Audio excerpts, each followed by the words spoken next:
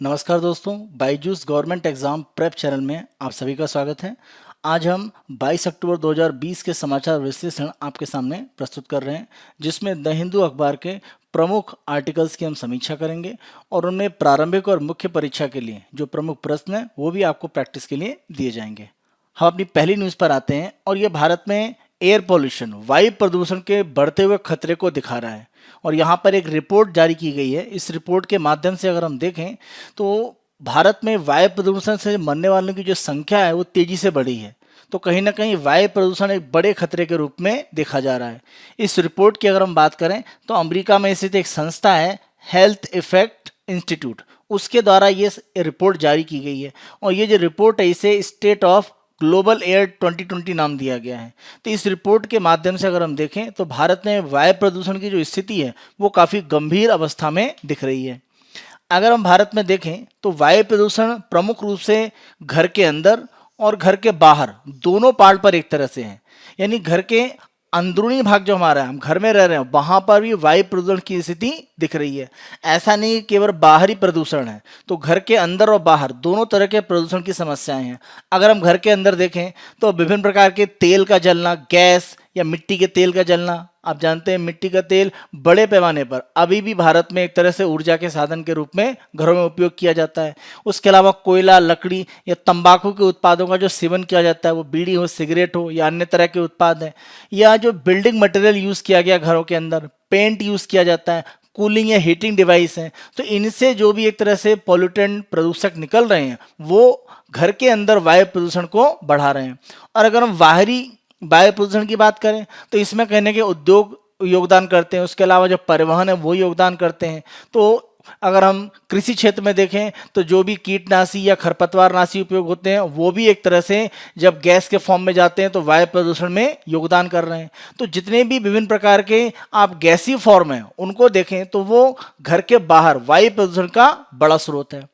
तो यहाँ पर अगर हम बाहरी वायु प्रदूषण की बात करें तो यहाँ नाइट्रोजन के ऑक्साइड्स हैं, सल्फर डाइऑक्साइड है, ओजोन का पार्ट है, कार्बन मोनोऑक्साइड है, हाइड्रोकार्बन्स हैं, और एक बड़ा हिस्सा है पार्टिकुलेट मैटर, पीएम पार्टिकल्स, अविकर्णीय पदार्थ, जो एक तरह से बहुत बारीक होते हैं। अगर हम 2.5 जो पार्टिकुलेट मैटर की अगर हम बात करें, हमारे शरीर के बाल से भी कई गुना पतला होता है, और ये एक तरह सांस के माध्यम से हमारे फेफड़ों में पहुंचता है और कहीं ना कहीं स्वास्थ्य समस्याओं के लिए उत्तरदायी माना जाता है। तो जो पार्टिकुलेट मैटर हैं अलग अलग आकार के, ये बड़े पैमाने पर एक तरह से वायु प्रदूषण के स्रोत हैं। अगर हम केवल पार्टिकुलेट मैटर की ही बात कर लेते हैं तो बाहर और घर के अंदर जो प्रदूषण पार्टिकुलेट मैटर या अविकर्णीय पदार्थ था, आप इन्हें बारीक कण कह सकते हैं, तो इनके माध्यम से जो समस्याएं हुई कि जीवन के पहले महीने के अंदर अंदर हमारे यहाँ जो शिशु हैं उनमें से लगभग 1,16,000 की मृत्यु हुई। आप देख सकते हैं कि कितना बड़ी ये संख्या एक तरह से है। 1,16,000 शिशुओं की जो मृत्यु हुई है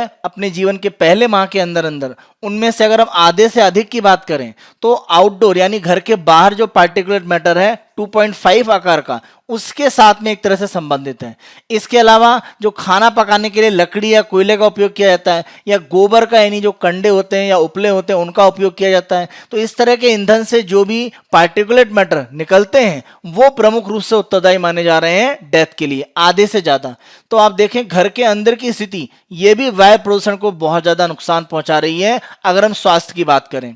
इसी रिपोर्ट को अगर हम देखें जिसे अमेरिकी संस्था के द्वारा जारी किया गया है स्टेट ऑफ ग्लोबल एयर 2020, तो 2019 में भारत में स्ट्रोक, दिल का दौरा पड़ना, मधुमेह, फेफड़ों के कैंसर, पुरानी फेफड़ों की बीमारियां और नवजात बच्चों में जो बीमारियां हैं उनसे कुल मिलाकर अगर एक वर्ष में हम देखें तो लगभग 1.67 मिलियन यानी लगभग आप 16.7 लाख लोगों की मृत्यु इनसे मान सकते हैं।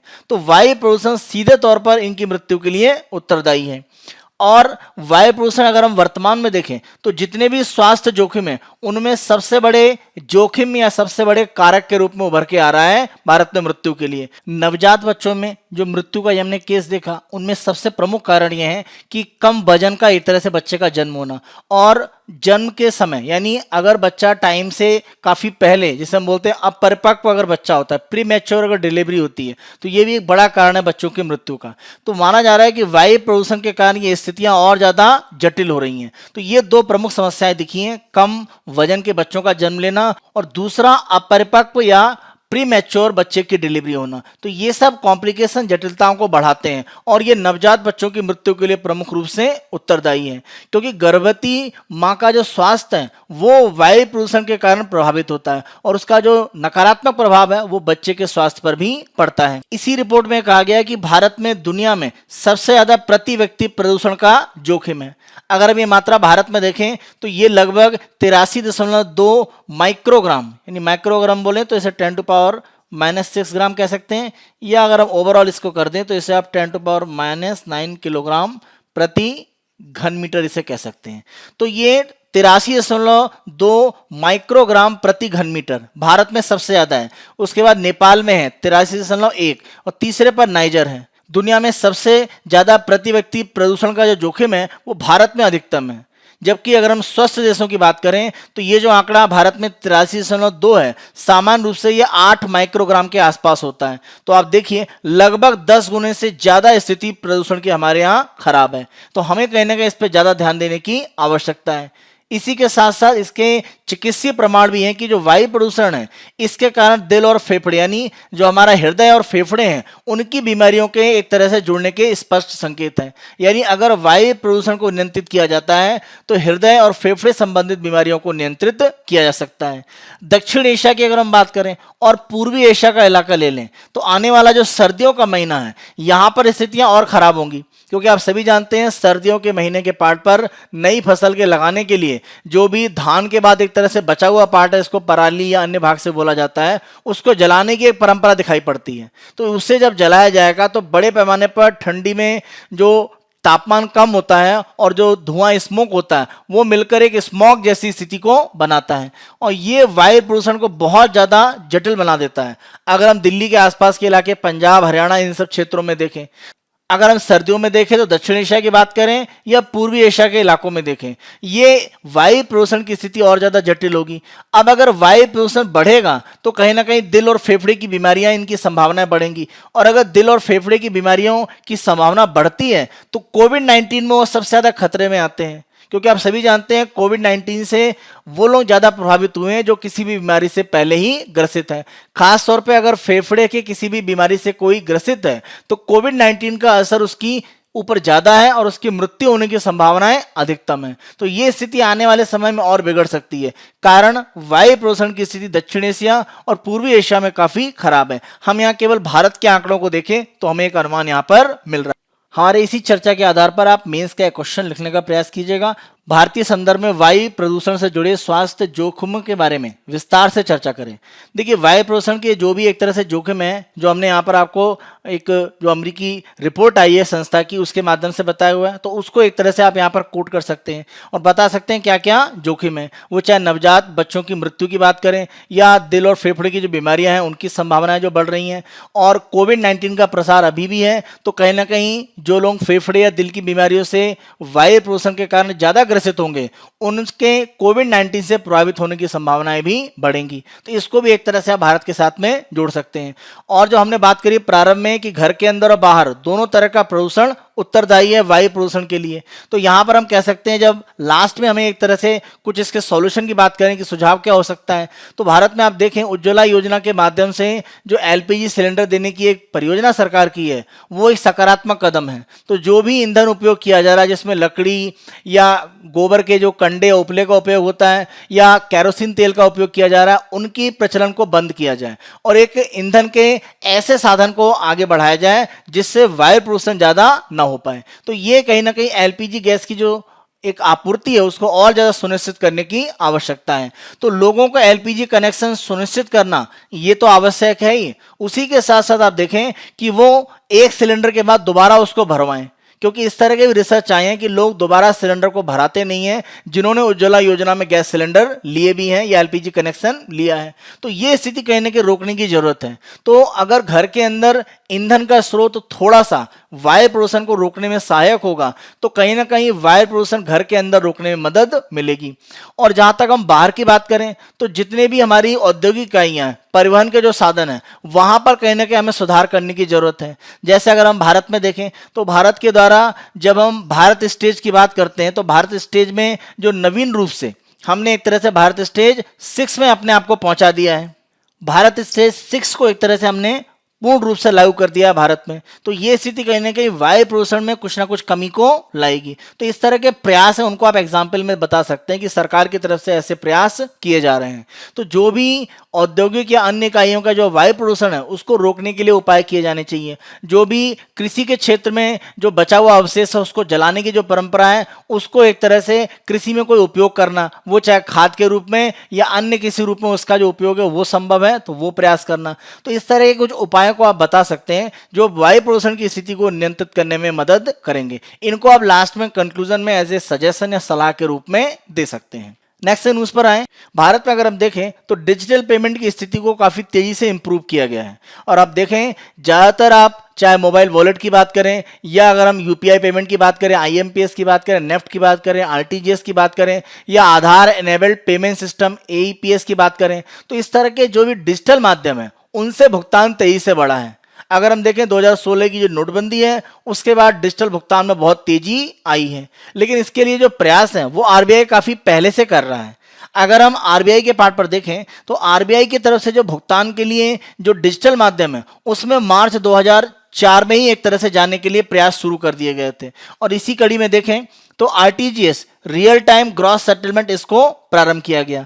और आरटीजीएस के माध्यम से जो बड़े मूल्य के भुगतान है उनको डिजिटल माध्यम में लाने का प्रयास किया गया, जिससे कि शेयर बाजार में ट्रेडिंग या सरकारी बॉन्ड की जो ट्रेडिंग है या ग्राहकों के जो बड़े भुगतान है उनको डिजिटल माध्यम से आसानी से किया जा सकता था। क्योंकि अगर हम 91 के बाद देखें जब भारत में आर्थिक सुधार लागू हुए तो एक शेयर घोटाला बहुत बड़े पैमाने पर सामने आया जिसमें हर्षद मेहता का नाम सामने आया था। तो डिजिटल भुगतान मार्च 2004 में बड़े पैमाने पर जब आरटीजीएस से सामने आए उसका एक बड़ा कारण यह भी था कि इस तरह के जो शेयर घोटाले उनका जो प्रचलन है उसको रोका जाए, क्योंकि शेयर का जो लेन देन है वो डिजिटल पेमेंट के माध्यम में लाया गया। तो ये आरबीआई की तरफ से एक तरह से शुरुआत की गई। इसी परंपरा में देखें तो आगे चलकर आरबीआई ने नवंबर 2005 में नेफ्ट का पेमेंट शुरू करा, जिसको खुदरा भुगतान यानी रिटेल पेमेंट के लिए यूज किया जाता है। नेफ्ट की अगर हम बात करें तो इसको एक तरह से जो रिटेल पेमेंट है यानी आरटीजीएस में आप सभी इसको जानते हैं कि जो लिमिट है वो कितनी है, मिनिमम 2 लाख, यानी 2 लाख या उससे ऊपर के भुगतान इसमें किए जाते हैं। जबकि नेफ्ट के पार्ट पर ऐसी कोई लिमिट नहीं है। तो यहाँ पर न्यूनतम 1-2 रुपए से लेकर ऊपर तक का बड़ा ट्रांसफर भी किया जा सकता है। तो नेफ्ट में ऐसी कोई लिमिट नहीं है, जबकि आरटीजीएस के पार्ट पर जो मिनिमम है वो 2 लाख और मैक्सिमम की कोई अपर लिमिट एज सच नहीं है। तो ये जो आपका ट्रांसफर है नेफ्ट है ये छोटे भुगतान के लिए नवंबर 2005 में अस्तित्व में लाया गया। अगर हम देखें 2019 से पहले तो नेफ्ट और आरटीजीएस एक समय सीमा के अंतर्गत होते थे, यानी वो 24/7/365 यानी हमेशा उपलब्ध रहते थे, ऐसा नहीं था। लेकिन दिसंबर 2019 में अगर हम देखें तो जो नेफ्ट है इसको 24/7/365 कर दिया गया, यानी हमेशा इस सुविधा का उपयोग किया जा सकता है। और दिसंबर 2020 तक आरबीआई कोशिश कर रहा है कि जो आरटीजीएस का पेमेंट है इसको भी 24/7/365 कर दिया जाए। इस पर किसी भी तरह का जो टाइम लिमिट है कि एक समय सीमा के अंदर भुगतान करना होता है वो आरटीजीएस पर भी हटा दिया जाएगा आने वाले दिसंबर 2020 तक। तो ये जो बड़े भुगतान हैं जो डिजिटल माध्यम में बड़े भुगतान और छोटे भुगतानों के लिए आरटीजीएस और नेफ्ट के रूप में आरबीआई ने शुरू करा था, ये कहने के डिजिटल पेमेंट के लिए एक बड़े कदम के रूप में जाने जाते हैं। जब हम डिजिटल भुगतान की बात करते हैं तो इसमें 3 बड़े हिस्से हैं और इन तीनों की मजबूती ने भारत में डिजिटल भुगतान को मजबूत किया है। वो चाहे बैंकिंग का बढ़ता हुआ नेटवर्क हो, जो फाइनेंशियल टेक्निकल कंपनी जिनको हम फिनटेक कहते हैं यानी वित्तीय क्षेत्र में कार्य करने वाली तकनीकी कंपनियां, तो उनका प्रचार बढ़ा है। उन्होंने भी कहने के डिजिटल भुगतान को या अलग अलग वॉलेट है उनको आगे बढ़ाने में एक तरह से मदद की है। जैसे हम पेटीएम को एक तरह से कह सकते हैं। इंटरनेट का प्रसार है, जैसे जैसे भारत में इंटरनेट की व्यवस्था बढ़ी है, अगर हम देखें कि 2025 तक माना जा रहा है कि लगभग 1 अरब के आसपास हमारे यहाँ इंटरनेट के यूजर हो जाएंगे। तो ये स्थिति कहीं ना कहीं जो डिजिटल पेमेंट है उसको तेजी से आगे बढ़ाने में मदद करती है। तो ये 3 आपस में इंटर रिलेटेड है। इन्होंने मिलकर भारत में डिजिटल पेमेंट के भुगतान को बहुत तेजी से आगे बढ़ाया है। अगर हम भविष्य के पार्ट के लिए देखें तो धीरे धीरे भारत में जो कॉरपोरेट यानी जो हमारा व्यापारिक क्षेत्र है और जो पूंजी बाजार यानी शेयर मार्केट, म्यूचुअल फंड या जो हमारा ऋण का बाजार है, उन सब में जो भुगतान है वो भी बड़े पैमाने पर परिवर्तित हो रहे हैं और वो भी डिजिटल पेमेंट के भुगतान पर आना चाह रहे हैं। जैसे अगर हम सेबी की देखें, जो पूंजी बाजार का नियंत्रक है, वो भारत में T+1 भुगतान पर एक तरह से कार्य कर रहा है। देखिए T+1 भुगतान का मतलब यह है कि ट्रांजैक्शन अगर आप शेयर में लेन देन करते हैं तो एक दिन के बाद उसकी जो वैल्यू है वो आपके अकाउंट में ट्रांसफर होती है। अभी ये समय सीमा T+2 या T+3 यानी 2 दिन 3 दिन ये एक तरह से रहता है, तो इसको घटाकर T+1 पर सेबी लाना चाहता है। और ये भारत में डिजिटल पेमेंट जो मजबूत हो रहा है और वो सेफ भी होता जा रहा है, उसको लेकर सेबी की एक सकारात्मक पहल दिखती है। तो अब कॉर्पोरेट और जो पूंजी बाजार है वो भी अपने आप को डिजिटल भुगतान में मजबूती से आगे ला रहे हैं। अब अगर आप डिजिटल पेमेंट को शेयर बाजार में, म्यूचुअल फंड मार्केट में मजबूत करेंगे तो उसका एक असर तो यह है कि आम उपभोक्ता, जो आम कंज्यूमर है, वो भारत में पूंजी बाजार में जाएगा, वित्तीय बाजार में प्रवेश करेगा। एक दूसरा पक्ष यह है कि भारत का जो बाजार है उसमें बाहरी पूंजी भी बड़े पैमाने पर पहुंचेगी और इससे हमारा जो वित्तीय बाजार है, हम बॉन्ड बाजार की बात करें या शेयर बाजार का जो हिस्सा है वो मजबूत होगा और ये अर्थव्यवस्था की एक वित्तीय स्थिति को मजबूत करने में मदद करेगा। तो इसीलिए डिजिटल पेमेंट के पार्ट पर भविष्य के लिए संभावनाएं काफी प्रबल हैं। डिजिटल पेमेंट के पार्ट को और ज्यादा मजबूत करने के लिए, क्योंकि डिजिटल जो पेमेंट का भुगतान था उसमें खुदरा यानी जो रिटेल पेमेंट है वो तेजी से बढ़ रहा था। यानी अगर हम सामान्य हमारे और आपके द्वारा जो भुगतान किए जाते हैं उनकी अगर हम बात करें, बड़े पैमाने पर जो व्यापारिक भुगतान है वो तो थे ही, लेकिन लोगों का जैसे जैसे डिजिटल भुगतान पर एक तरह भरोसा बढ़ा, आरबीआई को लगा कि खुदरा भुगतान को और मजबूत करने के लिए एक ऐसी संस्था हो जो भारत में इस तरह के डिजिटल पेमेंट को कंट्रोल करे। तो इसीलिए एक नॉन प्रॉफिट ऑर्गेनाइजेशन के रूप में 2009 के पार्ट पर आप देखें तो एनपीसीआई यानी national payment corporation of India का गठन किया गया। इसमें भारत की 10 प्रमुख बैंकों ने एक तरह से भागीदारी करी और आरबीआई के नेतृत्व में इसको एनपीसीआई को स्थापित किया गया। तो एनपीसीआई वर्तमान में अगर हम देखें तो यूपीआई और उसके साथ साथ अगर हम देखें तो जो रुपे कार्ड का पेमेंट का पार्ट है उसको प्रमुख रूप से संचालित करता है। जैसे वीजा और मास्टर कार्ड के आप डेबिट और क्रेडिट कार्ड देखते हैं, वैसे आप रुपे देखते हैं। तो इस रुपे जो डेबिट और क्रेडिट कार्ड में भुगतान के लिए उपयोग हो रहा है एज ए गेटवे, वो एनपीसीआई के द्वारा संचालित भारतीय है। और यूपीआई यानी यूनिफाइड पेमेंट इंटरफेस, ये भी एनपीसीआई के द्वारा संचालित है। तो वर्तमान में अगर हम देखें तो चाहे गूगल पे या फोन पे इस तरह के या पेटीएम के पार्ट आप यूज करते हैं तो वहां पर यूपीआई भुगतान को प्रमुख रूप से उपयोग किया जा रहा है। और यूपीआई सभी बैंकों का एक जगह लाने के लिए भीम ऐप है वो ला दिया गया है, भारत इंटरफेस फॉर मनी। तो ये सारा जो पार्ट अगर हम देखें तो ये कहीं ना कहीं कंट्रोल किया जा रहा है किसके द्वारा? एनपीसीआई के द्वारा। तो डिजिटल पेमेंट को और ज्यादा मजबूत करने के लिए एनपीसीआई संस्था को एक तरह से आरबीआई ने अस्तित्व में लाया 2009 में। अगर हम भारत में देखें तो डिजिटल भुगतान को बढ़ाने के लिए शहरी क्षेत्र के बाहर अगर हम देखें तो ग्रामीण क्षेत्र और अर्ध शहरी क्षेत्र, वहां पर एक तरह से काम करने की आवश्यकता है। अब इसके लिए जरूरी यह है कि जो भी फिनटेक यानी फाइनेंशियल टेक्निकल कंपनीज हैं वो और बैंक, उनकी साझेदारी को सुनिश्चित किया जाए, क्योंकि इनके साझेदारी के द्वारा ही अर्ध शहरी और ग्रामीण क्षेत्रों में डिजिटल भुगतान को और ज्यादा मजबूत किया जा सकता है। इसी के साथ साथ टेलीकॉम कंपनियां, उनकी भी सहायता लेनी होगी, क्योंकि ग्रामीण क्षेत्र और अर्ध शहरी क्षेत्रों में इंटरनेट का बढ़ता हुआ जो जाल है वो कहीं ना कहीं इसको और ज्यादा मजबूत करेगा। तो भविष्य के लिए जो भुगतान प्रणाली का नेटवर्क है और जो उसके लिए बुनियादी ढांचे की आवश्यकता है, खासतौर पर आप दूरसंचार की सुविधा की बात करें, उनको मजबूत करके हम ग्रामीण और अर्ध शहरी क्षेत्र में भी डिजिटल पेमेंट को बहुत ज्यादा मजबूत कर सकते हैं। डिजिटल पेमेंट को लेकर एक बड़ी जो समस्या अगर हम देखें तो ये मर्चेंट डिस्काउंट रेट, यानी जो एक तरह से एक डिस्काउंट दिया जाता है उसके रूप में आता है। देखिए जब हम एमडीआर की बात करते हैं, मर्चेंट डिस्काउंट रेट, तो इसके बारे में जो घोषणा है वो इसी साल के बजट में वित्त मंत्री के द्वारा की गई थी और एमडीआर का जो पार्ट है उसको हटा दिया गया था। देखिए आप जब भी कोई डिजिटल पेमेंट करते हैं तो उस डिजिटल पेमेंट में जो बैंक है वो एक तरह से रहता है। कोई भी मान लीजिए वॉलेट है या कोई मान लीजिए आपका ऐसी कंपनी जिसके द्वारा डिजिटल पेमेंट के लिए काम किया जा रहा है, यानी कोई फाइनेंशियल जो टेक्निकल कंपनी है वो बीच में मीडिएटर रहता है। तो बैंक, कस्टमर और जो व्यापारी है उनके बीच में एक तरह से मध्यस्थ के रूप में कुछ कंपनियां भी काम करती हैं।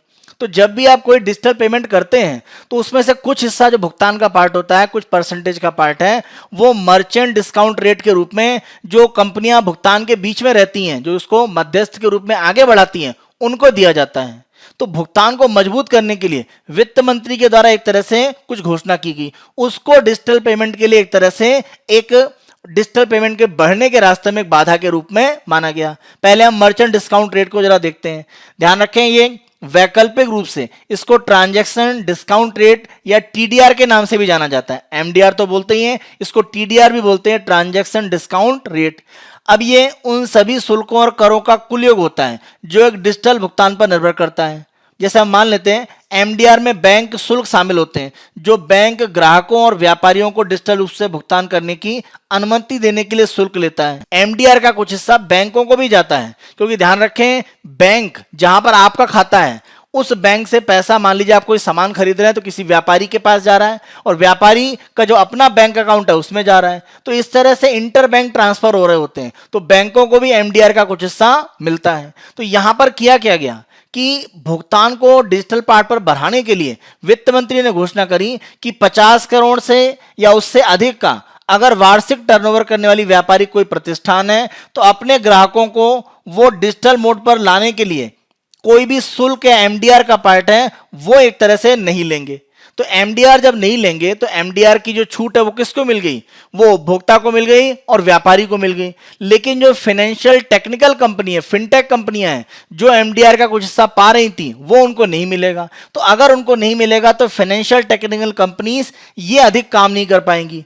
बहुत सारे स्टार्टअप्स इसमें आने वाले थे, तो स्टार्टअप जब यहां पर आ रहे हैं तो उनको कहीं ना कहीं बीच के भुगतान में कुछ हिस्सा कमीशन के रूप में मिल रहा था जो एमडीआर से उनको आ रहा था, तो वो अगर नहीं मिलेगा तो उनके लिए समस्याएं होंगी। तो ये माना जा रहा था कि एक बाधा के रूप में सरकार को इसको देखने की आवश्यकता है।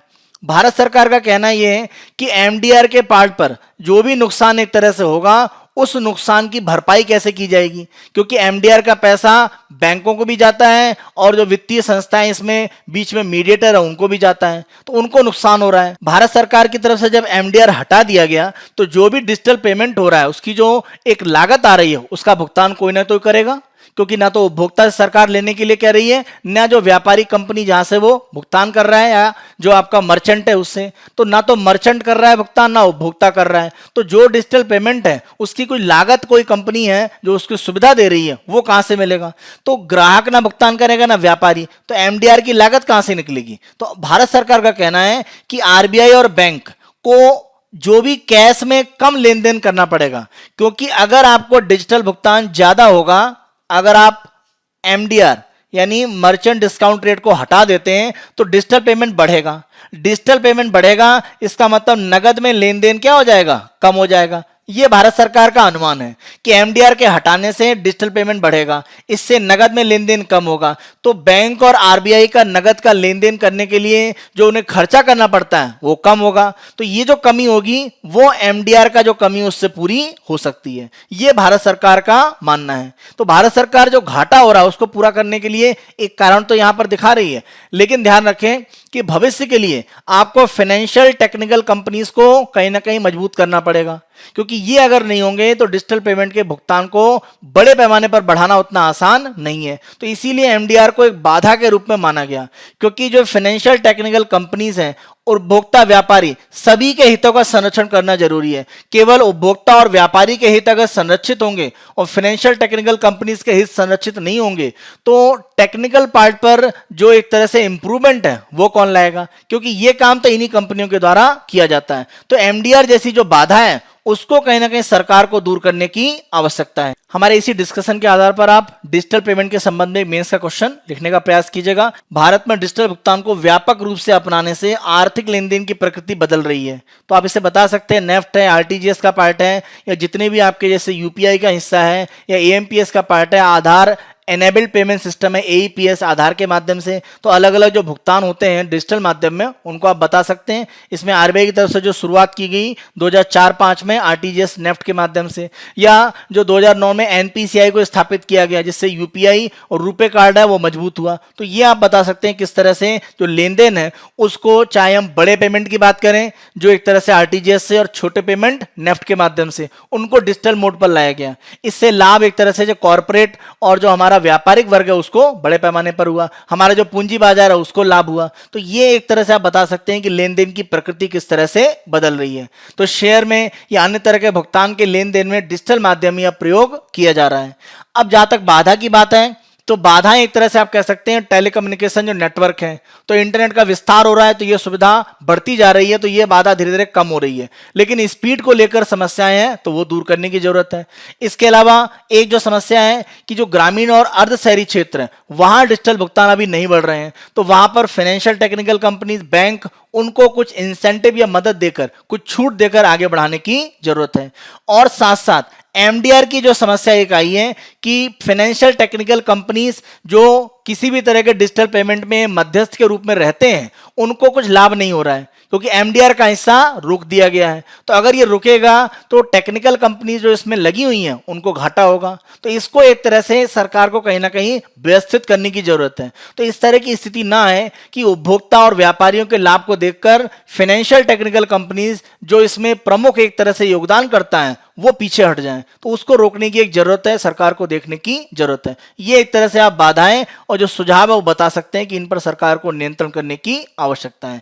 और साथ साथ जो डिजिटल पेमेंट है उसको सुरक्षित करने की आवश्यकता है। जितना ज्यादा सुरक्षित होगा इतना ज्यादा पॉपुलर होगा। तो इसका एक तरह से जो नकारात्मक प्रभाव दिखा है कि लोगों के खाते से पैसे का निकल जाना या इस तरह से अकाउंट की हैकिंग हो जाना, तो ये सब जब न्यूज आती है तो डिजिटल पेमेंट के ऊपर कहने के लोगों का एक अविश्वास होता है। तो उसको रोकने के लिए एक तरह से प्रयास करने की जरूरत है। इसमें एग्जाम्पल आप दे सकते हैं कि आरबीआई के द्वारा जो एक जागरूकता अभियान चलाया जा रहा है या बैंकों के द्वारा जो इंफॉर्मेशन दी जाती है कि आप किस तरह से डिजिटल पेमेंट को सेव कर सकते हैं। तो ये कुछ प्रमुख बाधाएं हैं सुरक्षा को लेकर जिनको जागरूकता फैलाकर एड्रेस किया जा सकता है। तो ये बाधाएं और भविष्य के लिए उनसे संबंधित जो सुझाव है वो आप एक तरह से प्रस्तुत कर सकते हैं। हम अपनी नेक्स्ट न्यूज पर आते हैं। Invest Asia it's a bleak future amid American fading. तो यहां पर आर्टिकल ये कह रहा है कि अमेरिका का प्रभाव पश्चिम एशिया में जो घटता जा रहा है इससे एक तरह से पश्चिम एशिया की जो समस्याएं हैं उनको हल करने में बहुत मदद नहीं मिलेगी। अगर हम पश्चिम एशिया का पार्ट देखें तो अमेरिका यहाँ पर अपनी जो नीति है वो उत्तरी जो अफ्रीका का पार्ट है वहां पर और जो पश्चिम एशिया का पार्ट है वहां पर एक संयुक्त रूप से चलाता है।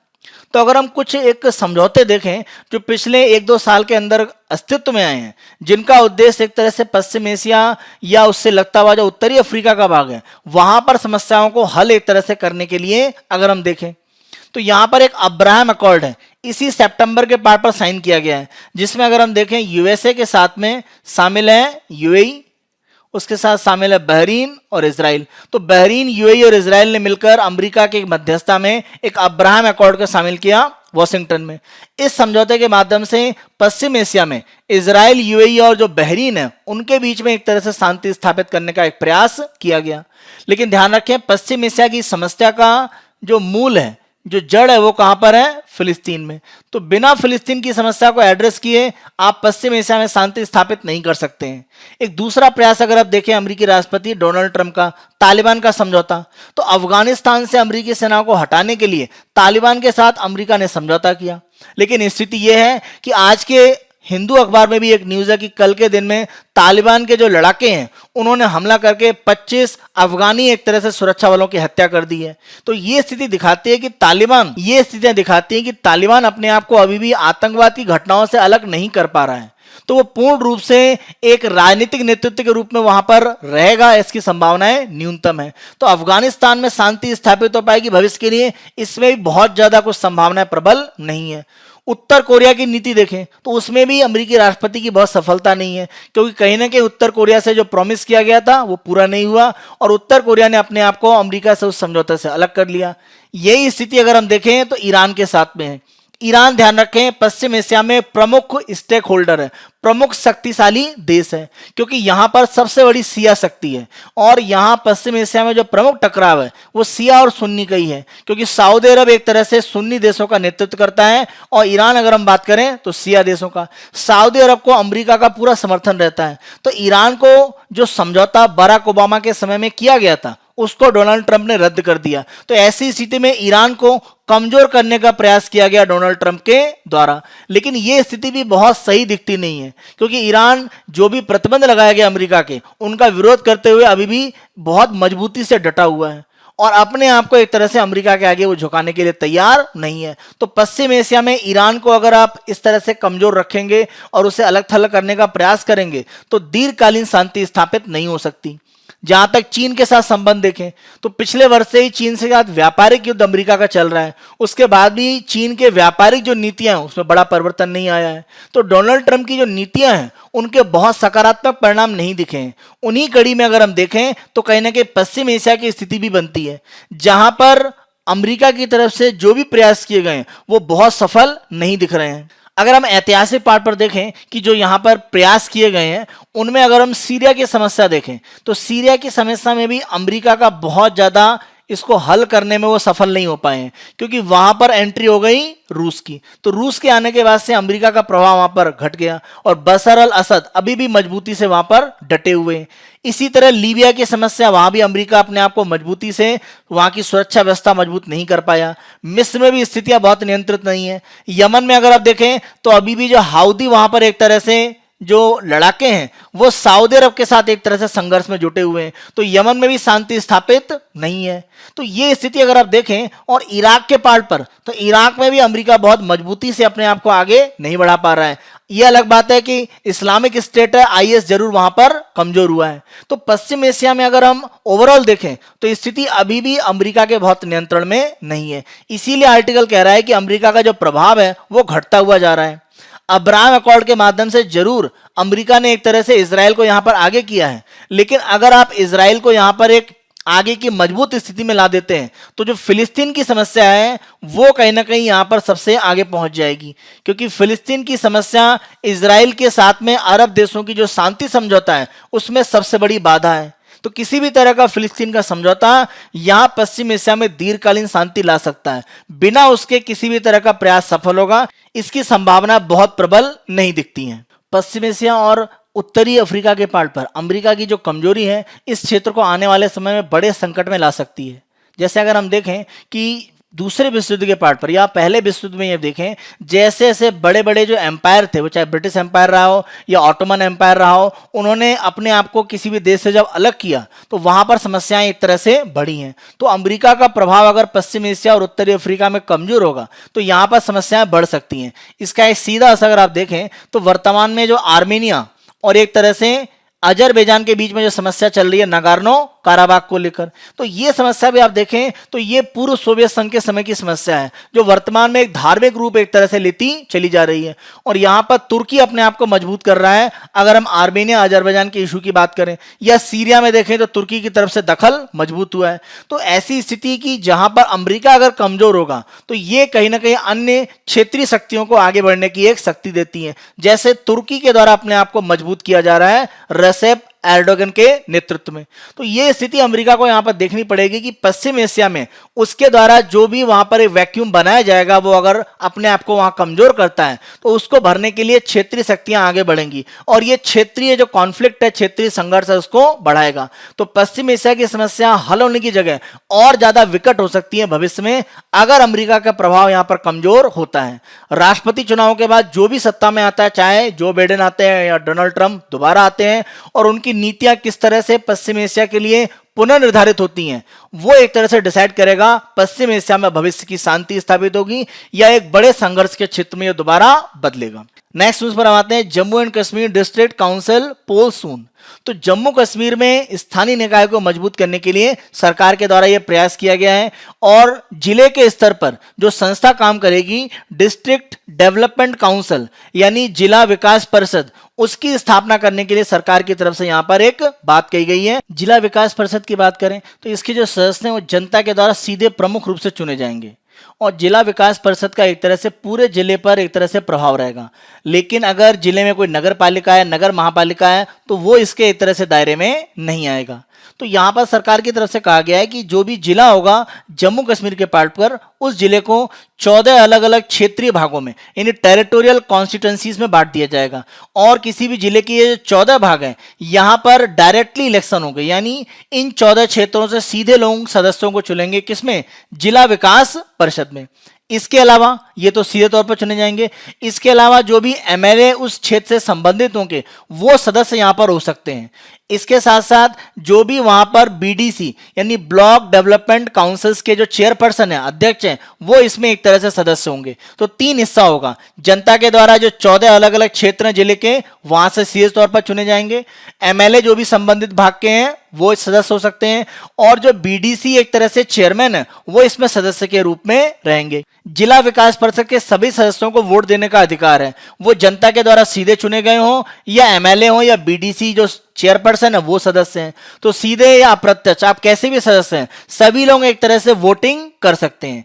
लेकिन यहां पर यह कहा गया है कि जो एमएलए हैं उनको वोटिंग का अधिकार जिला विकास परिषद में तो जरूर रहेगा, लेकिन अगर जिला विकास परिषद के चेयरमैन और वाइस चेयरमैन उनको हटाने का कोई भी एक तरह से प्रस्ताव है या उनको चुनने का कोई प्रस्ताव है, तो उसमें वोटिंग एमएलए के द्वारा नहीं की जाएगी। तो जो भी डीडीसी का अध्यक्ष या उपाध्यक्ष होगा उसको हटाने या उसके चुनने की प्रक्रिया में वोटिंग करने में एमएलए एक तरह से कंट्रीब्यूट नहीं करेंगे, और अध्यक्ष और उपाध्यक्ष जो जिला विकास परिषद का होगा उसके चुनाव में वही लोग भाग लेंगे जो डायरेक्टली सीधे जनता के द्वारा चुने गए हैं। यानी 14 जो क्षेत्रीय भाग हैं जिले के, वहां के लोगों के द्वारा एक तरह से जो चुनकर लोग आए हैं वो ही एक तरह से चुनेंगे जिला विकास परिषद के अध्यक्ष और उपाध्यक्ष को। तो ये व्यवस्था एक तरह से जम्मू कश्मीर में जो स्थानीय निकाय है उसके लिए की गई है। और ये जम्मू कश्मीर में स्थानीय निकाय या लोकल बॉडीज की जो 3 लेयर है, यानी पंचायत के पार्ट पर, उसके अलावा ब्लॉक के पार्ट पर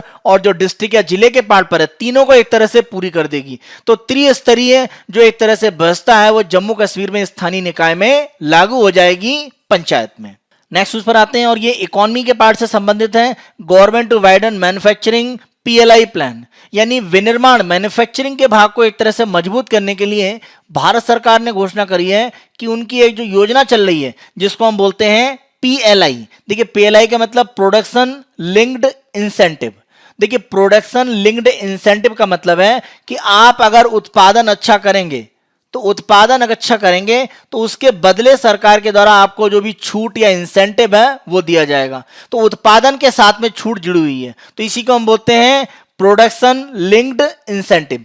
पीएलआई स्कीम को सरकार एक तरह से और विस्तारित करना चाहती है और विनिर्माण क्षेत्र को मजबूत करने के लिए इसमें वो काम कर रही है। इसीलिए सरकार की तरफ से कोशिश ये है कि 7 से 8 नए ऐसे क्षेत्र होंगे जहां पर इस उत्पादन के संबंधित जो छूट की योजना, जो पीएलआई योजना है, उसको विस्तारित किया जाए। तो इसको बढ़ाने के लिए सरकार एक तरह से प्रयास कर रही है।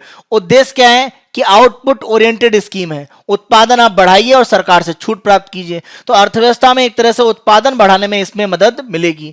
इस योजना के द्वारा सरकार की कोशिश क्या है कि जो भी छूट है वो नगद एक तरह से दी जाए, और ये 5 से 7 साल की अवधि में नगद छूट सरकार देगी अगर आप संबंधित उत्पादन करते रहेंगे, क्योंकि आपको जो छूट है वो आपके उत्पादन से संबंधित है। भारत सरकार ने प्रमुख रूप से कहा है कि यह योजना सनराइज इंडस्ट्री, देखिए जब सनराइज इंडस्ट्री की बात करते हैं तो इसका मतलब इसमें वो उद्योग शामिल हैं जो जैसे इलेक्ट्रॉनिक्स से या टेलीकम्युनिकेशन से या अगर हम मोबाइल उत्पादन की बात करें उनसे संबंधित है, तो ये सनराइज इंडस्ट्री एक तरह से कहलाते हैं। तो इन क्षेत्र में एक तरह से इस योजना को विस्तारित सरकार करेगी, यानी इस क्षेत्र की कंपनी है जो उत्पादन को दिखाएगी तो सरकार उसको नगद जो भी छूट या इंसेंटिव है वो देने का काम करेगी। तो सनराइज सेक्टर को प्रमुख रूप से सरकार इसमें लक्ष्य बनाएगी। इसके अलावा जो मेडिकल डिवाइसेस हैं वो हिस्सा देखें, या फार्मास्यूटिकल की बात करें, दवा निर्माण, इन सब क्षेत्रों को प्रमुख रूप से इन योजनाओं में सरकार एक तरह से लाभ देना चाहती है। इस योजना के माध्यम से विनिर्माण क्षेत्र को हम बढ़ाना चाहते हैं, क्योंकि ध्यान रखें विनिर्माण क्षेत्र हमारा जो मैन्युफैक्चरिंग है उसको जब तक हम एक्सपेंड नहीं करेंगे तब तक हमारे यहाँ रोजगार नहीं बढ़ेंगे, क्योंकि विनिर्माण क्षेत्र है ये बल्क में बड़े पैमाने पर रोजगार जनरेट करने का काम करता है। तो विनिर्माण को बढ़ावा देना और रोजगार को बढ़ाना ये साथ साथ है। जब आप विनिर्माण या मैन्युफैक्चरिंग को बढ़ाते हैं तो ये रोजगार की संख्या को भारत में बढ़ाती है। इसीलिए सरकार के द्वारा मैन्युफैक्चरिंग सेक्टर में पीएलआई स्कीम यानी प्रोडक्ट लिंक्ड इंसेंटिव, उत्पादन के साथ संबंधित छूट की योजना को विस्तारित करने का एक प्रयास है। अब प्रीलिम्स के कुछ हम टॉपिक्स को देखते हैं। पहला अगर हम देखें तो आईसीएमआर के द्वारा, Indian council of medical research के द्वारा, आईआईटी खड़गपुर के द्वारा जो विकसित एक टेस्ट का पार्ट है जो कोविड-19 का टेस्ट कर पाएगा, उसको मंजूरी दे दी गई है। इस टेस्ट को कोविरैप के नाम से एक तरह से संबोधित किया गया है। और ये आरटीपीसीआर जो मेथड है उसी से मिलता जुलता है, लेकिन उससे सस्ता है। यहां पर नॉर्मली जैसे प्रेगनेंसी टेस्ट किया जाता है उसी तरह का टेस्ट का पार्ट ये एक तरह से किट के रूप में है। कोविड-19 के पेशेंट का जो भी सैंपल लिया जाएगा उसको अलग अलग सॉल्यूशन में एक तरह से डालकर और जो कलर चेंजेस होंगे उनको एक तरह से देखकर जो टेस्ट है उसको कंफर्म किया जाएगा कि व्यक्ति कोविड-19 में पॉजिटिव है या नेगेटिव है। तो ये किट काफी एक तरह से सस्ती है। आरटीपीसीआर की जो टेस्ट की मशीन है वो 25 लाख रुपए की है और ये मात्र 5,000 रुपए के पार्ट पर है, और जो पूरी किट है उसकी एक टेस्ट के लिए कीमत 500 रुपए के पार्ट पर है। तो आरटीपीसीआर की तुलना में काफी सस्ती है। आरटीपीसीआर के टेस्ट को करने के लिए एक मॉलिक्यूलर बायोलॉजिस्ट की जरूरत है, जबकि कोविरैप को संचालित करने के लिए सामान्य रूप से कोई भी व्यक्ति कर सकता है। तो इसे ग्रामीण क्षेत्र में भी बहुत आसानी से विस्तारित किया जा सकता है। तो ये इसका एक प्रमुख लाभ है जो माना जा रहा है कि कोविड-19 की टेस्टिंग को भारत में मजबूत करेगा। तो इसी कोविरैप जो एक टेस्टिंग किट डेवलप की गई है आईआईटी खड़गपुर के द्वारा, इसके संबंध में हमारा एक प्री का क्वेश्चन आप देखिए। हाल ही में समाचारों में देखेगा कोविरैप का क्या मतलब है, तो ऑप्शन आपका क्या है, बी, भारतीय प्रौद्योगिकी संस्थान खड़गपुर द्वारा विकसित एक कम लागत वाली कोविड-19 परीक्षण उपकरण। नेक्स्ट उस पर आए तो ये एनी बेसेंट के संबंध में आपका एक हिस्टोरिकल पार्ट दिया गया है। तो हम एनी बेसेंट के संबंध में यहां पर एक आपको प्री का क्वेश्चन दे रहे हैं। निम्नलिखित में कौन सा कथन एनी बेसेंट का सबसे अच्छा वर्णन करता है। ब्रिटिश समाजवादी, थियोसोफिस्ट, आप सभी जानते हैं थियोसोफिकल सोसाइटी की सदस्य भी थी, महिला अधिकार कार्यकर्ता, लेखक और परोपकारी। वह भारत में होम रूल आंदोलन से प्रमुख रूप से संबंधित थी। तो होम रूल आंदोलन में प्रमुख रूप से उनका योगदान था, और एक शिक्षाविद भी थी, और बीएचयू के फाउंडर्स में भी एक तरह से उनको माना जाता है अगर हम पंडित मदन मोहन मालवीय के साथ में देखें। तो यहां पर तीनों स्टेटमेंट सही है, तो आंसर है आपका डी, उपरोक्त सभी। नेक्स्ट मुझ पर आए तो ये एक फॉर्मर आईएएस ऑफिसर की डेथ के संबंध में, लेकिन हमारा जो क्वेश्चन है वो उनके द्वारा चोल साम्राज्य के हिस्टोरिकल ऐतिहासिक भाग के लिए जो उन्होंने कंट्रीब्यूशन दिया, जो उन्होंने योगदान किया, उसका जो हिस्टोरिकल अध्ययन किया था उसके संबंध में। तो हम चोल साम्राज्य के बारे में यहां पर एक तरह से आपको प्री का क्वेश्चन दे रहे हैं। चोल साम्राज्य की तरफ से आप देखें तंजावुर में ये बृहदेश्वर मंदिर बनाया गया है। इसी के साथ साथ चोल एम्पायर का जो प्रभाव है वो इस क्षेत्र में प्रमुख रूप से एक तरह से माना जाता है। तो यहां पर हम चोल साम्राज्य के संबंध में प्री का आपको एक क्वेश्चन दे रहे हैं। निम्नलिखित में कौन सा कथन सही है। ऐतिहासिक बृहदेश्वर मंदिर कर्नाटक के बेलूर में स्थित है। अभी हमने देखा कि ये कहां पर है आपका, ये तंजावुर के पार्ट पर स्थित है। तंजावुर की अगर हम बात करें तो ये कहां पर है आपका, तंजावुर भारत में तमिलनाडु राज्य में स्थित है। तो ये कर्नाटक में नहीं है, कहां पर है, तमिलनाडु। पहला स्टेटमेंट गलत है। दूसरा, यह कावेरी नदी के तट पर स्थित है, सही स्टेटमेंट है। तीसरा, यह राजा राज चोल फर्स्ट द्वारा बनाया गया था और यह मंदिर यूनेस्को की विश्व धरोहर स्थल का एक हिस्सा है, जिसे ग्रेट लिविंग चोल मंदिर के रूप में जाना जाता है। तीसरा स्टेटमेंट भी यहां पर सही है। चौथा, राजेंद्र चोल प्रथम ने उत्तर भारत में अपनी जीत का जश्न मनाने के लिए गंगई कोंड चोलपुरम नामक एक नई राजधानी निर्माण किया। देखिए, अगर राजेंद्र चोल प्रथम की बात करें तो अपनी विजय के क्रम में वो बंगाल में पाल शासकों को हराकर गंगा के किनारे तक पहुंच गए थे। तो इसीलिए उन्होंने गंगई कोंड चोलपुरम नाम की एक राजधानी स्थापित करी, क्योंकि अपनी विजय यात्रा में वो गंगा तक पहुंचे थे। तो चौथा स्टेटमेंट सही है। तो सेकंड, थर्ड, फोर्थ, तो आंसर है आपका डी। नेक्स्ट उस पर देखें तो ये poll panel moves high court against Andhra Pradesh government. तो यहां पर राज्य जो चुनाव आयोग होते हैं, स्टेट इलेक्शन कमीशन, उनके संबंध में यहां पर हम प्री का क्वेश्चन दे रहे हैं। देखिए, अगर राज्य निर्वाचन आयोग की बात करें तो आर्टिकल 243 के में उनके बारे में कहा गया है, क्योंकि पंचायत के जो चुनाव हैं उनके संबंध में राज्य निर्वाचन आयुक्त तो जो होते हैं, जो राज्यपाल के द्वारा नियुक्त किए जाते हैं, और साथ में राज्य निर्वाचन आयोग के अन्य सदस्य होते हैं, तो वो प्रमुख रूप से इसका कार्य करते हैं। तो राज्य निर्वाचन आयोग एक तरह से संवैधानिक संस्था है जो पंचायत चुनाव के लिए संबंधित है, जिनके राज्यपाल के द्वारा एक तरह से नियुक्ति की जाती है। अगर हम राज्य के चुनाव आयुक्त की बात करें तो उसकी जो सेवा की शर्तें और जो पदावधि है उसमें कोई भी परिवर्तन जो विधानसभा वहां पर एक तरह से कर रही होती है, तो वो एक तरह से राज्यपाल के द्वारा एक तरह से संबंधित होता है। और ध्यान रखें कि राज्य निर्वाचन आयुक्त के पद के आने के बाद उनको हटाने की जो परंपरा है उसके लिए उच्च न्यायालय के न्यायाधीश को हटाने की जो व्यवस्था है उससे मिलती जुलती है। इसी के साथ साथ राज्य निर्वाचन आयुक्त की सेवा की शर्तों में उनकी नियुक्ति के बाद और अलाभकारी परिवर्तन नहीं किया जा सकता है। यानी नियुक्ति के बाद उनके लिए वो लाभकारी ना हो, ऐसा परिवर्तन नहीं हो सकता उनकी नियुक्ति के बाद। तो ये कुछ शर्तें एक तरह से आप ध्यान रखें। तीसरा पॉइंट अगर हम देखें इसी आर्टिकल के पार्ट पर, राज्य निर्वाचन आयोग की एक तरह से अगर किसी भी तरह की अनुशंसा होती है तो राज्य के जो राज्यपाल हैं वो कर्मचारी उनको उपलब्ध कराते हैं एक तरह से, जो भी राज्य निर्वाचन आयोग के कार्य उनको एक तरह से पूर्ण करने के लिए आवश्यक हो। इसी के साथ साथ ध्यान रखें कि राज्य का जो विधानमंडल है वो एक तरह से पंचायतों के निर्वाचन से संबंधित जो कानून है उनके बारे में एक तरह से उपबंध या नियम बना सकता है। तो ये एक तरह से आपका संबंधित है आर्टिकल किसके साथ में, ये राज्य निर्वाचन आयोग के पार्ट पर अगर हम देखें 243 के। इसी के साथ साथ अगर हम देखें 243ZA, तो नगर पालिकाओं के लिए जो निर्वाचन की बात होती है, तो नगर पालिकाओं के लिए कराए जाने वाले सभी निर्वाचनों के लिए निर्वाचन नामावली तैयार करना और उन सभी निर्वाचनों के संचालन का अधीक्षण, निर्देशन और नियंत्रण अनुच्छेद 243 में निर्दिष्ट राज्य निर्वाचन आयोग में निहित होगा। तो ये काम भी एक तरह से राज्य निर्वाचन आयोग करता है। इस संविधान के उपबंधों के अधीन रहते हुए किसी राज्य का विधानमंडल विधि द्वारा नगर पालिकाओं के निर्वाचन से संबंधित सभी विषयों के संबंध में उपबंध कर सकता है। तो जैसा पंचायत के पार्ट पर था वैसा नगर महापालिकाओं के पार्ट पर भी एक तरह से, या नगर पालिकाओं के पार्ट पर भी है। तो ये दोनों आर्टिकल एक तरह से राज्य निर्वाचन आयोग के संबंध में है। तो इसी के संदर्भ में हमारा प्री का क्वेश्चन है, राज्य निर्वाचन आयोग ने संविधान में किस अनुच्छेद के तहत एक उल्लेख पाया है? अनुच्छेद 324, अनुच्छेद 243 के, 243ZA या अनुच्छेद 365। तो यहां पर क्या है, बी, अनुच्छेद 243 के और 243ZA। तो दोनों है, तो आंसर है आपका बी। नेक्स्ट उस पर आते हैं, group of senators backs Australia's inclusion. तो ध्यान रखें भारत की एक तरह से एक ऑस्ट्रेलिया के साथ में भारत की तरफ से जो समझौता हुआ है उसके अनुसार ऑस्ट्रेलिया मालाबार एक्सरसाइज में अमेरिका और जापान के साथ में शामिल होगा।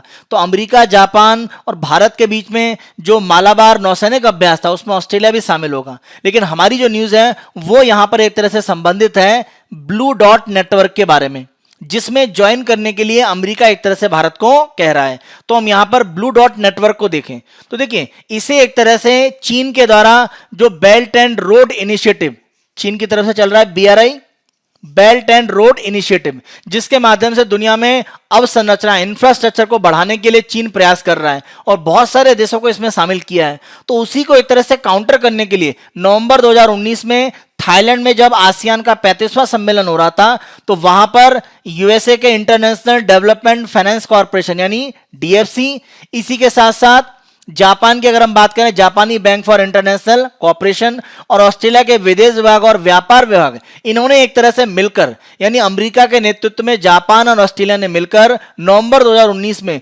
ब्लू डॉट नेटवर्क का एक तरह से गठन किया। तो देखिए ब्लू डॉट नेटवर्क क्या करता है, ये जितने भी इंफ्रास्ट्रक्चर के प्रोजेक्ट हैं, अवसंरचना की या बुनियादी ढांचे की जो परियोजनाएं हैं उनमें एक तरह से स्टैंडर्ड या गुणवत्ता या जो मानक स्टैंडर्ड उनको बनाने का काम करते हैं। तो वैश्विक बुनियादी ढांचे के विकास के लिए उच्च गुणवत्ता, यानी कोई मान लीजिए ब्रिज बनाया जा रहा है या मान लीजिए कोई रोड बनाई जा रही है, हाईवे बनाया जा रहा है, तो उसकी स्टैंडर्ड या क्वालिटी बहुत हाई हो, तो उच्च गुणवत्ता अवसंरचना में बनाना और विश्वसनीय मानक, यानी मान लीजिए कोई स्टैंडर्ड या मानक बना दिया जाए तो वो विश्वसनीय हो। यानी अगर कोई पुल कोई ब्लू डॉट नेटवर्क के मानक को मानता है तो मान लिया जाए कि वो एक स्टैंडर्ड से ऊपर के क्षमता रखता है। तो ब्लू डॉट नेटवर्क करेगा क्या कि जो बुनियादी ढांचा की परियोजनाएं दुनिया में उनमें मानक निर्धारित करके उनको मानक प्रदान करेगा। तो ये एक तरह से ब्लू डॉट नेटवर्क का काम है।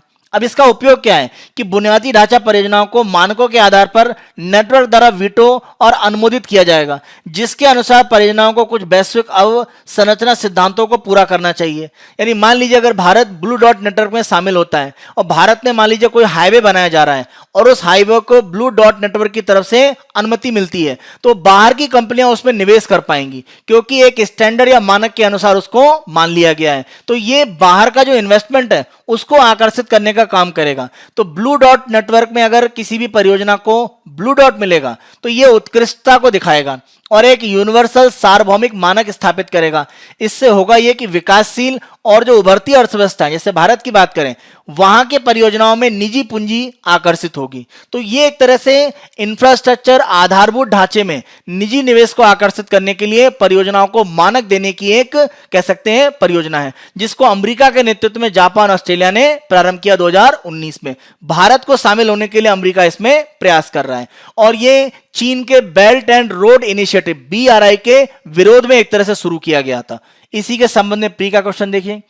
ब्लू डॉट नेटवर्क संयुक्त राज्य अमेरिका के नेतृत्व वाला समूह है जिसमें भारत, ऑस्ट्रेलिया और जापान शामिल हैं तथा निजी क्षेत्र के नेतृत्व वाले बुनियादी ढांचे के विकास और वित्त पोषण के अवसरों का समर्थन करता है। तो यहां ध्यान रखें ये भारत अभी शामिल नहीं है, तो पहला पॉइंट गलत हो जाता है। दूसरा, इसे चीन के बेल्ट एंड रोड इनिशिएटिव के काउंटर या विरोध के रूप में माना जाता है। सही स्टेटमेंट है बी, केवल 2 सत्य हैं। नेक्स्ट न्यूज पर आए तो अमेरिका के जो विदेश मंत्री हैं माइक पॉम्पी और साथ साथ अमेरिका के जो रक्षा मंत्री हैं मार्क एस्पर, ये दोनों भारत विजिट करने वाले हैं, क्योंकि भारत और अमेरिका 2+2 डायलॉग एक तरह से करने वाले हैं। सबसे पहले ये डायलॉग 2+2 2018 में शुरू हुआ, 2019 में दूसरा और 2020 में ये जो आयोजित होने वाला है ये तीसरा एक तरह से 2+2 डायलॉग होगा। 2+2 डायलॉग का मतलब क्या है, यानी दोनों देशों के विदेश मंत्री और रक्षा मंत्री भाग लेंगे, यानी हमारे विदेश मंत्री एस जयशंकर और हमारे रक्षा मंत्री राजनाथ सिंह जी, ये 2 लोग भाग लेंगे। और दूसरी तरफ से अमेरिका में देखें तो माइक पॉम्पी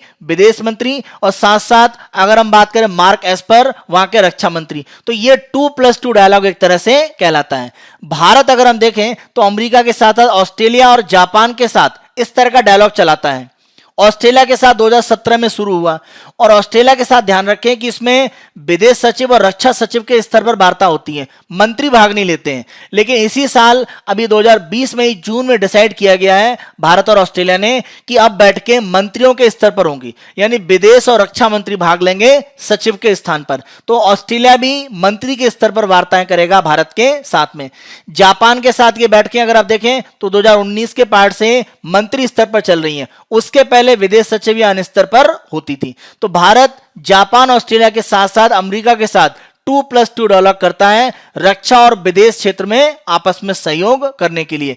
खासतौर पे अमेरिका की बात करें तो इंडो पैसिफिक क्षेत्र में भारत और अमेरिका बहुत ज्यादा सहयोग कर रहे हैं, कारण चीन के बढ़ते हुए प्रभाव को रोकने के लिए। तो इसी संदर्भ में हमारा प्री का क्वेश्चन आप देखें, भारत ने निम्नलिखित में से किस देशों के साथ 2+2 संवाद स्थापित किया है? संयुक्त राज्य अमेरिका, जापान, ऑस्ट्रेलिया। तो तीनों सही है, आंसर है आपका डी। तो ये हमारा 22 अक्टूबर 2020 का समाचार विश्लेषण था, जिसमें प्रारंभिक और मुख्य परीक्षा के लिए हमने आपको प्रैक्टिस क्वेश्चन भी दिए, उनकी आप प्रैक्टिस कीजिएगा।